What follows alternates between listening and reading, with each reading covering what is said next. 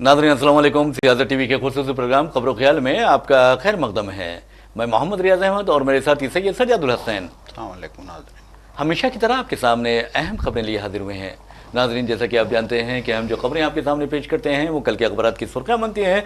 न सिर्फ सुर्खियाँ बनती हैं बल्कि उन खबरों को इलेक्ट्रॉनिक मीडिया गैर मामूली अंदाज में नश्र करता है। इसी तरह सोशल मीडिया पर ये खबरें वायरल होती हैं। बहरहाल नाज़रीन, जहाँ तक खबरों का सवाल है, आप अच्छी तरह जानते हैं कि अगर कोई सांपों को दूध पिलाता है तो हो सकता है कि एक दिन ऐसा आएगा कि वही सांप उसे डसने लगेंगे। इसी तरह अगर आप देखेंगे कि कहीं पर दहशतगर्दी के बीज बोए जाते हैं तो फिर उसका जवाब जो फल निकलता है वो दहशतगर्दी की शक्ल में निकलता है और तबाही वो बर्बादी उस मुल्क का मुकद्दर बन जाती है। और अगर खास तौर पर मजहबी जुनून पसंदी की बात करते हैं तो जहाँ जहाँ भी मजहबी जुनून पसंदी अपने इंतहा को पहुँच चुकी, वो मुल्क वो इलाके तबाही का शिकार हो गए। और जहाँ पर आपने देखा कि अगर आप फिरका परस्त दरिंदों को ज़्यादा उनकी हौसला अफजाई करने लगेंगे तो फिर सरकारी तौर पर यह कहा जाएगा कि हुकूमत की सरपरस्ती में ये फिरका परस्त दरिंदे हिंदुस्तान को नुकसान पहुंचा रहे हैं। और आप अंदाजा कीजिए कि 2014 के बाद से ऐसा लगता है कि हिंदुस्तान में फजा को जो फरकावाराना माहौल है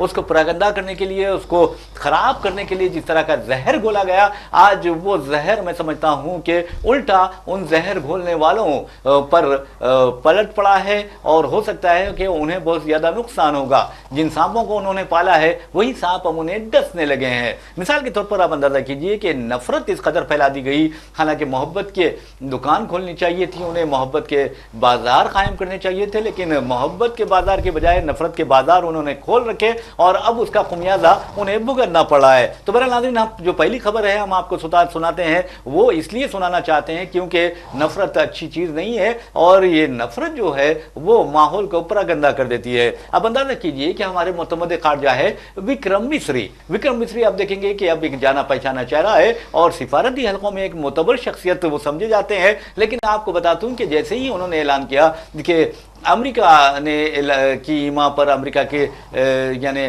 कहने पर हिंदुस्तान और पाकिस्तान के दरमियान जंगबंदी हो गई है, तो आप अंदाज़ा कीजिए कि जो फ़िरक़ा परस्त अनासिर हैं जो यानी हिंदुत्वा के नाम पर और सनातन धर्म के नाम पर दहशतगर्दी और दहशत का माहौल पैदा किए हुए हैं, आप अंदाज़ा कीजिए कि हालांकि उनका कोई सनातन से या हिंदू धर्म से लेना देना कोई नहीं है, बल्कि ये अपने आकाओं के इशारों पर नाचने वाले हैं। तो बहरहाल उन लोगों ने ट्रोलिंग शुरू कर दी और इस कदर गंदे गंदे गालियां आपको बता दूं कि मुतमद खारजा विक्रम मिस्री को, उनकी बेटियों को, उनके घर वालों को दी हैं कि आप इंसानियत शर्म से सरशार हो गई होगी और इंसानियत का सर शर्म से झुक गया होगा। यही वजह है कि IAS और IPS ऑफिसर्स एसोसिएशन है उसने भी इसके खिलाफ बात की है। और हैरत की बात यह है विक्रम मिस्री को एक से एक गंदी गाली दी जा रही है। हम यहाँ पर उसे दोहरा भी नहीं सकते, यहाँ तक कि अगर लिखना है तो लिख भी नहीं सकते। तो अब अंदाजा कीजिए कि इस तरह की गंदी गालियां उन्हें दी गई है और उन्हें जंग खत्म करवाने का जिम्मेदार करार दिया जा रहा है। जबकि सारी दुनिया जानती है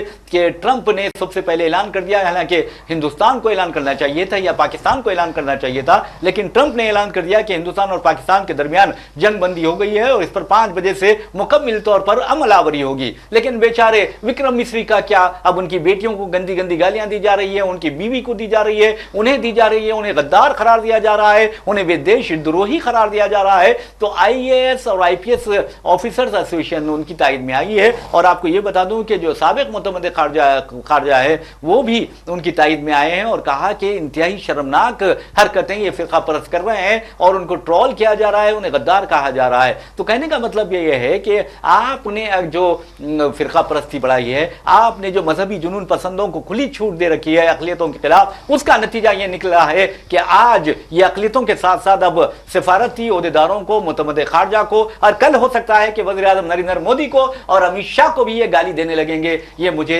ऐसा दिखाई देता है। तो पहली खबर ये है। और दूसरी अहम खबर है जो इंटरनेशनल लेवल पर है वो ये है कि डोनाल्ड ट्रंप 3 अरब ममालिक का दौरा कर रहे हैं और उनके दौरे का कल से आगाज होने वाला है। सऊदी अरब, कतर, मुत्तहिदा अरब इमारात اور اب اندازہ کیجئے کہ ان تمام ممالک سے، تینوں ممالک سے وہ اربوں نہیں بلکہ کھربوں ڈالرز کی سرمایہ کاری حاصل کریں گے۔ تو اب انٹرنیشنل لیول پر دیکھیں گے کہ ٹرمپ کا کس طرح دبدبہ قائم ہو گیا ہے۔ اور آپ کو یہ بھی بتا دیں کہ اسد الدین اویسی بہت زیادہ منظر عام پر آئے ہیں، ہمارے وزیر اعظم بھی اس طرح منظر عام پر نہیں آئے ہوں گے جو اسد الدین اویسی ہند پاک یعنی جو کشیدگی اور تناؤ کے دوران منظر عام پر آئے ہیں۔ اب انہوں نے پاکستان کو انٹرنیشنل مانیٹری فنڈ کی جانب سے $1 ارب یعنی بیل آؤٹ پیکج دے جانے پر برہمی کا اظہار کرتے ہوئے کہا ہے کہ پاکستان جو ہے وہ ایک آفیشیل بیگر ہے، یعنی مسلمہ اور سرکاری فقیر ہے، اور یہ پاکستان گداگر ہے۔ یہ اسد الدین اویسی نے کہی ہے اور کئی باتیں کہی ہیں، اور جو باتیں کہی ہیں ہم آپ کو اس بارے میں بھی بتائیں گے۔ لیکن ایک بری خبر ہے، اور وہ بھی بری خبر میں سمجھتا ہوں کہ کرکٹ شیدائیوں کے لیے ہے، اور آپ کو بتا دیں کہ سابق کپتان اور دنیا کرکٹ کے بہترین بیٹر ویراٹ کوہلی نے ٹیسٹ کرکٹ سے سبکدوش ہونے کا اعلان کر دیا ہے۔ آپ اچھی طرح جانتے ہیں کہ ویراٹ کوہلی جہاں پر ایک اچھے کھلاڑی ہیں، اچھے بیٹر ہیں، اچھے بیٹسمین ہیں، وہیں پر ایک اچھے انسان بھی ہیں۔ ان کے دل میں کوئی فرقہ پرستی کا زہر یا ان کے ذہن میں کوئی فرقہ پرستی کا ٹاکسک میٹیریل بھرا نہیں ہوتا، کھلے دل کے ہیں اور ہر کسی کی وہ حوصلہ افزائی کرتے ہیں، چاہے وہ محمد سراج ہی کیوں نہ ہو۔ تو بہرحال وہ ریٹائرڈ ہو چکے ہیں، سبکدوش ہو چکے ہیں ٹیسٹ کرکٹ سے، اور بی سی سی آئی کو بھی انہوں نے اپنے فیصلے سے آگاہ کر دیا ہے، لیکن بی سی سی آئی نے انہیں ریکنسیڈر کرنے اپنا فیصلہ کی خواہش کی ہے۔ تو بہرحال اس طرح کی خبریں ہمارے پاس ہیں۔ تو پہلی خبر سجاد صاحب آپ دیکھیں گے کہ کس طرح وکرم مصری کو نفرت کا نشانہ بنایا گیا۔ تو کیا یہ وزیر اعظم نریندر مودی اور امت شاہ کے لیے اور بی جے پی قائدین کے لیے تعزیانہ عبرت نہیں ہے؟ بالکل، دیکھیے بہت شرمناک بات ہے کہ ایک آئی اے ایس افسر جو خارجہ جو ہے سیکریٹری ہے، دفتر خارجہ کا سیکریٹری ہے، انتہائی اعلیٰ ترین عہدے پر فائز ہے، اور اپنی ذمہ داری کو پوری طریقے سے نبھاتے ہوئے وہ پہلے دن سے آپریشن سندور کے بارے میں، اس کے بعد ہونے والے حالات کے بارے میں، پاکستان کے خلاف کارروائیوں کے بارے میں، اور پھر جو ہے اس جنگ کے دیگر عوامل کے بارے میں لمحہ لمحے کی اپڈیٹ دیتا رہا ہے پریس کانفرنس کر کے۔ پہلی پریس کانفرنس آپ کو یاد ہوگا کہ جب رات میں 1 بجے جو ہے آپریشن سندور کا آغاز ہوا تھا، اور 45 منٹ تک پاکستان کے جو ہے مختلف علاقوں میں دہشت گردی کے ٹھکانوں کو نشانہ بنایا گیا تھا۔ تو اس وقت صبح کے اوقات میں پہلی کانفرنس جو منعقد کی گئی تھی، جس میں جو ہے فضائیہ کی سربراہ ویومیکا سنگھ تھیں، اور جو ہے فضائیہ کی جو ہے بریگیڈیئر ویومیکا سنگھ تھیں، اور جو ہے آرمی کی کرنل صوفیہ قریشی تھیں، اور ان کے ساتھ وکرم مصری بھی جو ہے وہاں پہ اس پریس کانفرنس میں بریفنگ دے رہے تھے۔ تو وکرم مصری نے اس پریس کانفرنس کا باضابطہ آغاز کیا تھا، اور انہوں نے یہ اعلان کیا تھا کہ ہندوستان نے پہلگام کے جو ہے دہشت گردانہ حملے کا بدلہ لے لیا ہے، اور ہندوستان نے انتہائی نپے تلے انداز میں، انتہائی ذمہ داری کے ساتھ اور انتہائی جو ہے سمجھداری کے ساتھ پاکستان کے ٹھکانوں کو انٹیلیجنس کی بنیاد پہ نشانہ بنایا، اور پھر جو ہے ان کو تہس نہس کر دیا گیا۔ یہ مصری نے بیان دیا تھا۔ اس کے بعد صوفیہ قریشی کو انہوں نے جو ہے پوری تفصیل، جو زمینی کارروائی کی تفصیل بتانے کی جو ہے ان کو اجازت دی تھی، مطلب ان کو کہا تھا۔ پھر اس کے بعد جو ہے ویومیکا سنگھ نے جو ہے فضائی کارروائی کے بارے میں بتایا تھا۔ تو اس وقت سے ہی مصری، صوفیہ قریشی اور ویومیکا سنگھ جو ہے ہندوستان کی ایک مطلب ایک بلندیوں پہ، شہرت کی بلندیوں پہ تینوں پہنچ گئے تھے، اور جو ہے ان کی ایک پہچان بن گئی انڈیا میں۔ اب تو دیکھیے صوفیہ قریشی کو اور ویومیکا سنگھ کو تو جو ہے نئی نسل کے لیے، خاص طور پہ بچیوں کے لیے، لڑکیوں کے لیے ایک جو ہے مثال قائم کہا جا رہا ہے، ان کو کہا جا رہا ہے کہ ایک بہترین مثال ہیں لڑکیوں کے لیے، اس ملک کی لڑکیوں کے لیے ایک بہترین مثال ہیں۔ تو بہرحال جو ہے مصری اپنی ذمہ داری نبھا رہے تھے۔ جی ان کو دفتر خارجہ نے یہ ذمہ داری سونپی تھی کہ آپ اس جنگ کے بارے میں، اس آپریشن کے بارے میں بریفنگ دیں گے۔ تو وہ میڈیا کو بریفنگ دے رہے تھے۔ ان کا نہ تو اس جنگ سے کچھ مطلب تھا، نہ ہی ان کا جو ہے اس ملک کے ان لوگوں سے کوئی مطلب تھا جو آج ان کو نشانہ بنا رہے ہیں۔ وہ اپنی ڈیوٹی کر رہے تھے، اپنا فرض نبھا رہے تھے۔ انہوں نے جو ہے پورے فخر کے ساتھ میڈیا کو بتایا تھا کہ ہم نے یہ آپریشن انجام دیا ہے، اور ہم نے جو ہے پاکستان کو ناکوں چنے چبوائے ہیں. ہم نے پاکستان کی جانب سے پہلگام میں ہوئے دہشت گردانہ حملے کا بدلہ لے لیا ہے. تو بہرحال دو ٹوک انداز میں اور بالکل جو ہے ایک افیشیل مطلب ہے کہ ان کی سپاٹ لہجے میں ایک افیشیل ان کی پریس کانفرنس تھی. اس کا جو ہے کسی سے کوئی لینا دینا نہیں تھا بالکل. اس کے باوجود ان کو جس طریقے سے جو ہے گودی میڈیا کے لوگوں نے نشانہ بنایا ہے اور جس طریقے سے ان کو اور ان کی بیٹیوں کو گھسیٹا جا رہا ہے اس معاملے میں، یقیناً یہ بہت دردناک ہے، بہت شرمناک ہے، بہت ہی جو ہے قابل مذمت ہے، بہت المناک ہے. اور یقیناً اس معاملے میں IAS افسر APS افسر تو آئیں گے ہی، لیکن مودی کو آگے آنا چاہیے اس معاملے میں.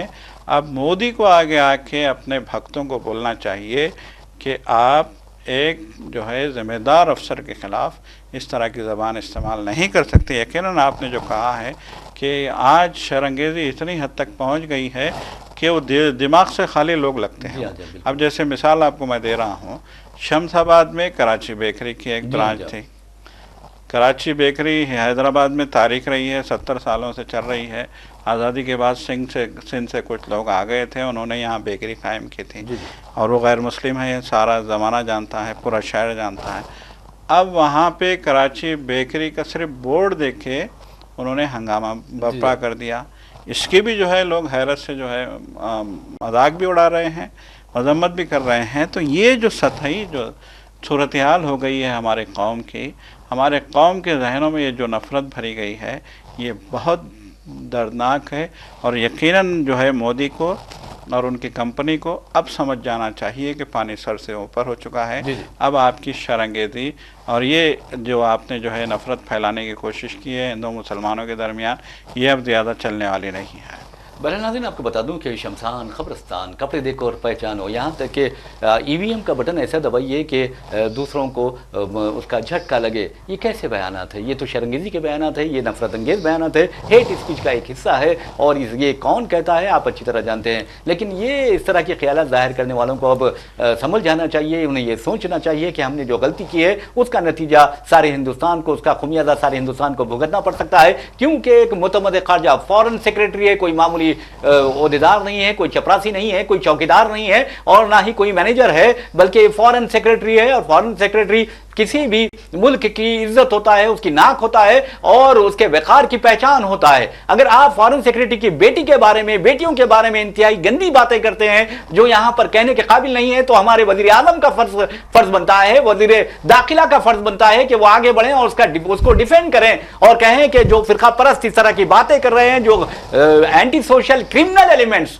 اس طرح کی باتیں کر رہے ہیں، ان کو فوراً گرفتار کرنا چاہیے، ان کے خلاف کارروائی کی جانی چاہیے. یہ نہیں دیکھنا چاہیے کہ ان کا کس مذہب سے تعلق ہے، یا پھر وہ کسی ہندو تنظیم سے تعلق رکھتے ہیں یا سناتنی تنظیم سے تعلق رکھتے ہیں. یہ نہیں دیکھنا چاہیے، کیونکہ آپ کو یہ سوچ لینا چاہیے کہ آج پاکستان تباہ و برباد ہو چکا ہے. تو کس لیے ہو چکا ہے؟ اس لیے ہو چکا ہے کہ وہاں پر مذہبی جنون پسندی اپنے انتہا کو پہنچ چکی ہے، اور یہاں پر بھی اسی طرح کا حال ہونے جا رہا ہے. مذہبی انتہا پسندی پر کنٹرول کرنا بہت ضروری ہے. اگر ان پر کنٹرول نہیں کیا جائے گا تو یہ ہم پر کنٹرول کرنا شروع کر دیں گے. اور وزیر اعظم کو اور وزیر داخلہ کو اس بات کا پوری طرح احساس ہونا چاہیے. کیونکہ میں بحیثیت صحافی، بحیثیت ایک ہندوستانی یہ بات پوری ذمہ داری سے کہہ سکتا ہوں کہ ہمیں اپنے ملک کو بچانا چاہیے فرقہ پرست درندوں سے، ان لوگوں سے جو ملک کو تباہی کی طرف ڈھکیل رہے ہیں. آج وکرم مصری کے بیٹیوں کو، ان کے گھر والوں کو جس طرح ذلیل و رسوا کیا جا رہا ہے، گندی گندی گالیاں دی جا رہی ہے، ان کے خلاف فحش کلامی کی جا رہی ہے، وہ سارے ہندوستانیوں کے خلاف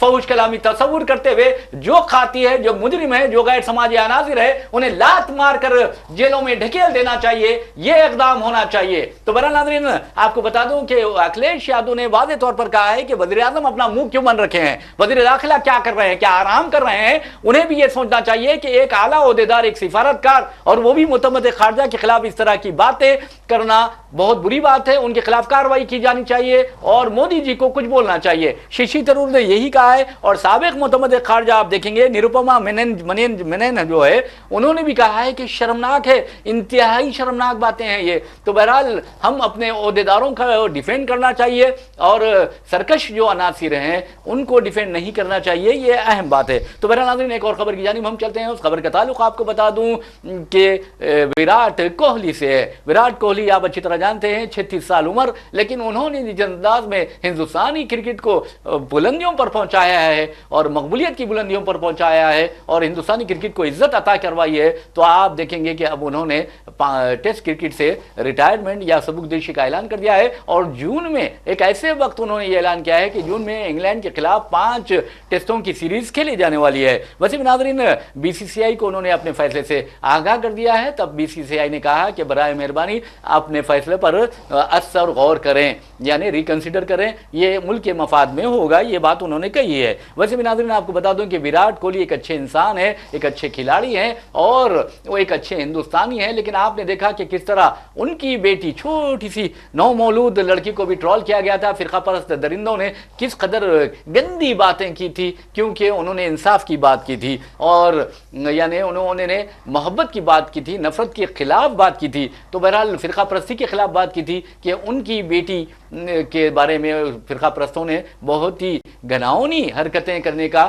انتباہ دیا تھا. تو بہرحال آپ کو یہ بتا دیں کہ 36 سال ان کی عمر اور بہت ہی اچھے انسان, بہت ہی اچھے کھلاڑی, اور ٹیسٹ انہوں نے تقریباً 123 ٹیسٹ کھیلے ہیں اور 9230 رن اسکور کیے ہیں. اور جہاں تک سینچریز کا سوال ہے 30 سینچریز یعنی ٹیسٹ سینچریز انہوں نے بنائے ہیں, اور جو ان کا ایوریج رہا ہے یعنی اوسط رہا ہے 46.85 رہا ہے. تو بہرحال روی چندرن دیکھیں گے کہ انہوں نے بھی ٹیسٹ کرکٹ سے مستعفی ہونے کا اعلان کر دیا تھا, یعنی روی چندرن اشون کی بات کر رہا ہوں, انہوں نے بھی یہ کر دیا کہ میں سبکدوش ہو رہا ہوں پچھلے مہینے میں. اور روہت شرما انہوں نے بھی اعلان کر دیا تھا کہ میں ٹیسٹ کرکٹ سے سبکدوشی اختیار کر رہا ہوں. اس کے بعد اب وراٹ کوہلی بھی ٹیسٹ کرکٹ سے سبکدوش ہو رہے ہیں. تو بہرحال ان سے ہم نیک تمناؤں کا اظہار کرتے ہیں, اور لیکن آپ کو بتا دوں کہ ہندوستان میں صلاحیتوں کی کوئی کمی نہیں ہے اور نئے کھلاڑیوں کو بھی آپ جگہ دینا چاہیے. یعنی جیسا ٹنڈولکر نے, گواسکر نے جس بڑی عمر تک کھیلا ہے اس طرح کی عمر تک وراٹ کوہلی نے نہیں کھیلا, یہ بہت اچھی بات ہے.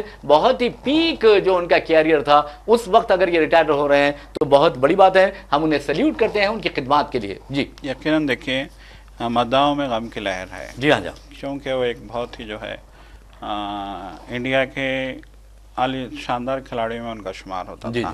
ہندوستان کی ٹیم کو نمبر 1 بنانے میں ان کا بہت بڑا کردار رہا ہے. خاص طور پہ ٹیسٹ کرکٹ میں بھی جو ہے انڈیا کی ٹیم کو دنیا کی بڑی بڑی ٹیموں کے لائن میں کھڑا کرنے میں انہوں نے اپنا کردار ادا کیا ہے.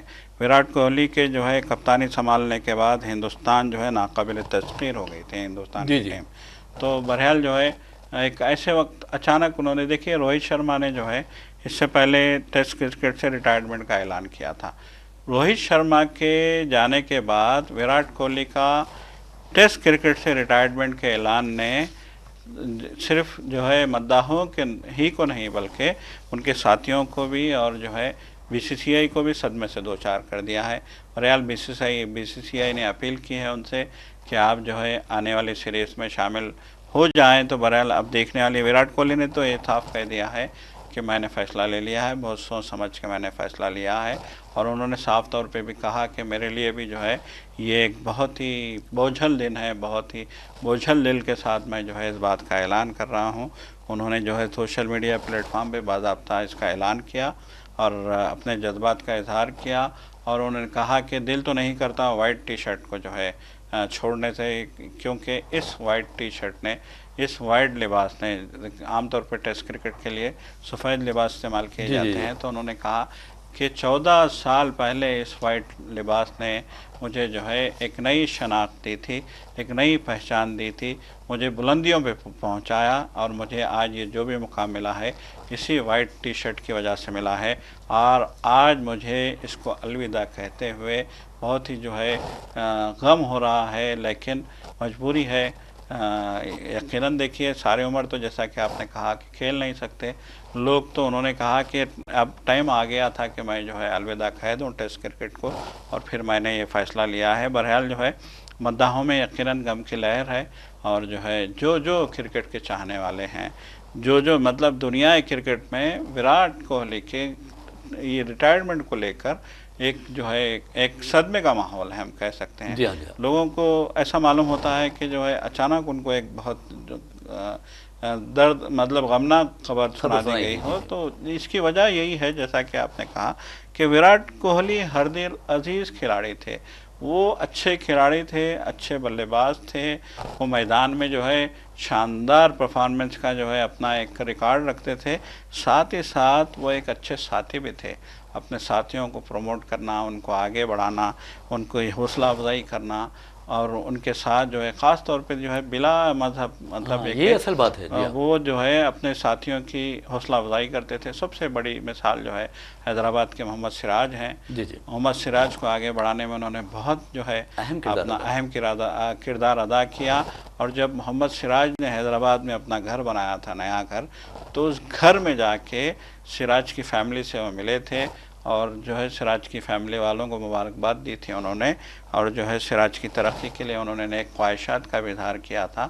تو بہرحال ان کی اس کردار کو بھی دنیا ہمیشہ یاد رکھے گی۔ بہرحال ناظرین، سجاد صاحب نے محمد سراج کا ذکر کیا تو آپ کو بتا دوں کہ بنگلور چیلنجرز کے لیے کئی سال تک کھیلتے رہے آئی پی ایل میں سراج، اور اس کی سب سے اہم وجہ وراٹ کوہلی رہے ہیں۔ وراٹ کوہلی کے بارے میں آپ یہ کہہ سکتے ہیں، بجا طور پر کہہ سکتے ہیں، فخریہ طور پر کہہ سکتے ہیں، شکریہ طور پر کہہ سکتے ہیں کہ وراٹ کوہلی نے کبھی مذہب نہیں دیکھا، تعصب و جانبداری سے دور رہے۔ یہ سب سے اہم بات ہوتی ہے، کیونکہ اکثر کھلاڑیوں کے بارے میں یہ شکایات موصول ہوئی ہیں کہ وہ مذہبی بنیاد پر سلیکشن بھی کرتے ہیں یا کسی کی طرفداری کرتے ہیں، لیکن وراٹ کوہلی کو ہم بار بار سلیوٹ کرتے ہیں کہ انہوں نے جب محمد سراج نئے گھر میں منتقل ہوئے تھے وہاں پر آئے تھے، اور حد تو یہ ہے کہ ان کے والد جو مرحوم تھے محمد سراج کے، ان سے ملاقات کی تھی، ان کے والدہ سے ملاقات کی تھی، اور یہاں تک کہ ان کے گھر میں خاص طور پر بریانی کھائی تھی۔ تو آپ کو بتانے کا مقصد یہ ہے کہ اس طرح کے کھلاڑی جو ہوتے ہیں وہ اچھے انسان بھی ہوتے ہیں، اور ہندوستان کو ایسے کھلاڑیوں کی ضرورت ہے جو اچھے انسان بھی ہوں، کیونکہ غرور و تکبر انسان کو تباہ و برباد کرتا ہے، ذلیل و خوار کر کے رکھ دیتا ہے۔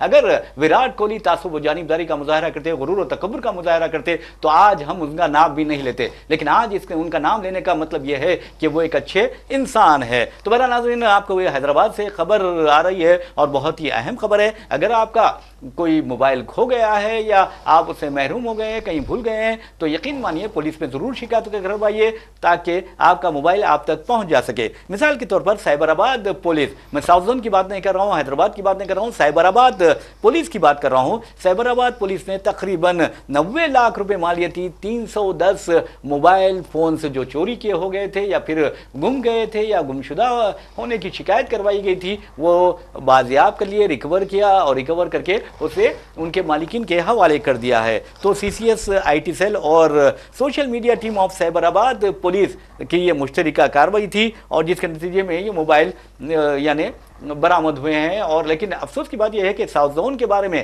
خاص طور پر چار مینار کے علاقے بارے میں کہا جا رہا ہے، وہاں کئی بھاری جو موبائل فونز ہیں وہ لاپتہ یعنی چوری ہو گئے ہیں یا پھر گم گئے ہیں۔ تو اس کے باوجود بھی بار بار توجہ دلانے کے باوجود بھی پولیس ان موبائلز کو ریکور کرنے میں ناکام رہی ہے۔ تو بہرحال کئی لوگوں نے ہمارے سے شکایت کی، اسی وجہ سے ہم آپ کو یہ بات بتا رہے ہیں۔ تو یہ بہت اچھی خبر ہے سجاد صاحب، اگر پولیس چاہے تو ہر چیز جو چوری ہوتی ہے برآمد کر سکتی ہے۔ جی بالکل، دیکھیے ہمیشہ سے کہا گیا ہے، اب آج کا دور تو بہت ہی ایڈوانس دور ہو گیا ہے۔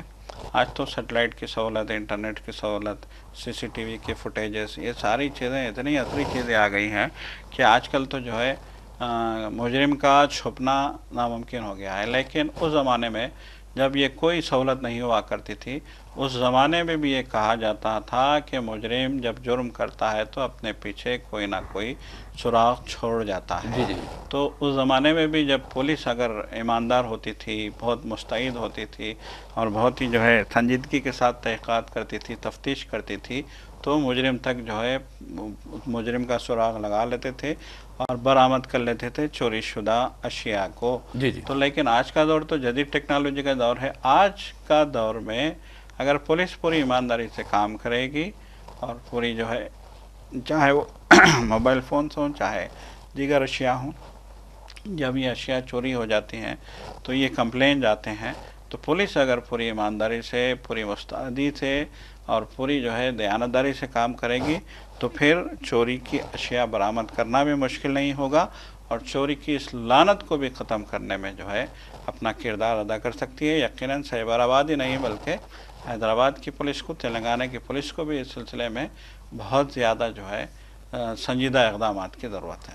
برحال ناظرین، آپ کو بتا دیں چار مینار کا ہم نے ذکر کیا ہے تو آپ کو بتا دیں کہ جو تاجرین ہیں وہاں کے، ان کی دیانتداری کا واقعہ ہم آپ کو سناتے ہیں کہ ہمارے خود ایک دوست پنجاب سے آئے تھے، نان مسلم ہے، بہت ہی بڑی کمپنی میں ایک اعلیٰ عہدے پر فائز تھے. جب وہ چار مینار دیکھنے آئے تو وہ وہاں پر ایک دکان پر خریداری کر رہے تھے. اس دوران وہ اپنی بھاری اینک وہاں پر بھول گئے اور جب واپس ہوئے تو انہوں نے فون کیا اور کہا کہ جہاں جب چیز بھول جاتے ہیں لوگ تو اس کا پتہ نہیں چلتا اور لوگ وہ چرا لیتے ہیں یا واپس نہیں کرتے. لیکن جس صاحب نے ان سے بات کی، کہا کہ بھائی چار مینار رہے اولڈ سٹی، آپ اس طرح کی باتیں مت کیجیے. وہاں جو مسلم تاجر ہے بہت دیانتدار ہوتے ہیں اور ان کی دیانتداری ہی ان کے بزنس کی علامت ہوتی ہے. تو بہرحال آپ وہاں پر جائیے، آپ نے جس دکان پر وہ اینک بھولی ہوگی وہاں پر آپ کو ضرور ملے گی. تو بہرحال وہ صاحب وہاں پر گئے اور دیکھا کہ ان کی اینک وہاں پر موجود تھی اور دکاندار نے انہیں وہ اینک واپس کر دی. تو انہوں نے کہا کہ حیدرآباد میں ایسا بھی ہوتا ہے؟ تو حیدرآباد میں ہی ایسا ہوتا ہے، انہوں نے جواب دیا ہے. تو بہرحال ناظرین، آپ کو ایک اور خبر کی جانب لیے چلتے ہوئے